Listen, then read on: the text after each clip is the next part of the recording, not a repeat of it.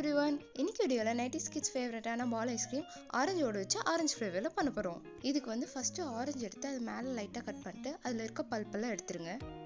நான் இதோட ஸ்கின்னிய பவுல யூஸ் பண்றதுனால இந்த மாதிரி நான் பல்ப்பை வந்து நோண்டி எடுத்துட்டேன். உங்களுக்கு வேண்டாம் அப்படின்னா நீங்க வெறும் ஜூஸ் மட்டும் எடுத்துக்கலாம். இப்போ இதை வந்து ஒரு ஸ்ட்ரெயினர்ல வச்சு இதோட ஜூஸ் மட்டும் ஸ்ட்ரெயின் பண்ணி எடுத்துக்கிட்டேன். இருக்கட்டும். இப்போ நான் வந்துட்டு ஒரு 3-4 டேஸோட பாலாடையை ஃப்ரீசரில் ஸ்டோர் பண்ணியிருந்தேன். அதை எடுத்து ஒரு மிக்ஸி ஜாரில் ஆட் பண்ணிடலாம்.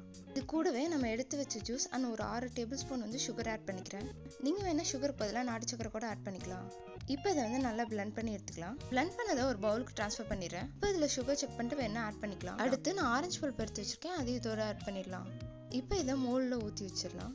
ஆக்சுவலி இந்த ஆரஞ்சு பல்ப் வந்து வாயில் கடிப்படும் போது நல்லாயிருக்கும்.